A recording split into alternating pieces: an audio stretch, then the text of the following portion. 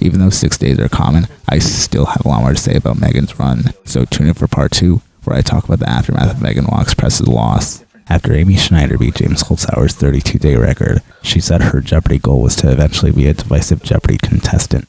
Meanwhile, a champion who actually was divisive was Megan Wachspress, as a lot of fans don't recognize her as a legitimate champion or a contender in the Tournament of Champions. Aside from the infamous Harriet Tubman Final Jeopardy round, Megan Wachspress was also known for her $2 wins that occurred in half her games. I once came across a video of a champion winning by $2, two $2 wins in a row.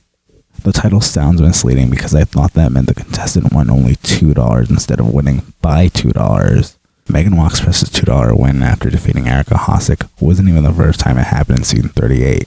The first was Enter He when he defeated two-day champion Dane Raggard in what was one of the highest second-place score in the show's history.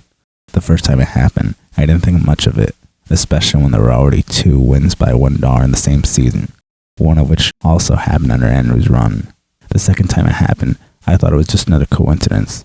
The third time it happened, I thought, how could such a phenomenon still happen? By that point, I expected her to play a single Final Jeopardy round, since it was just that mind-blowing. I once saw someone post that everyone will just bet 0 when they play against her in the tournament.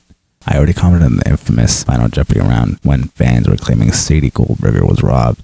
I still think she wasn't. Jeopardy needs to have more consistent rules that favor a champion, should such a case happen.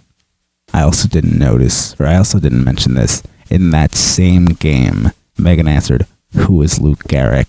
instead of "Who is Luke Gehrig?" So, since it was mispronounced, and since Sadie allegedly didn't finish, Megan's answer of Luke Garrick shouldn't have been accepted. Megan won $52,002 in 5 days, and $60,603 in 6 days, the least amount any champion won at that time. To put into perspective, Eric Ahasic won $160,601 in 6 days, a $100,000 difference. Earlier this year, I noticed Maureen O'Neill won a 4-day total of $58,200, and she was in the Tournament of Champions roster the game after she lost. I asked myself, how did she qualify when Lawrence Long won $74,000 in 3 days? The qualifications depend more on the number of days won than the amount of money won. And Maureen won that much because she bet everything and answered correctly. As much as I love her skills, imagine how much less she'd have if she wagered less. Now that Megan Wachspress won $60,603 in 6 days, which is still less than Lawrence Long's total in 3 days, it's insane how the Tournament of Champions roster works.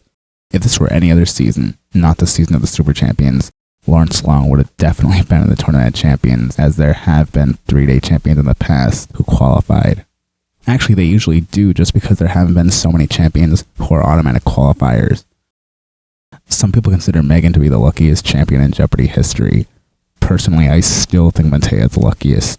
Now I wonder how they would play against each other. Whose luck would outweigh the others? Would there even be luck if they play against each other? Would Matea beat Megan by $2? Or would Megan beat Matea by $1? There's really nothing more I can say about her without repeating what I already posted about her in her run. And as always, thank you for watching.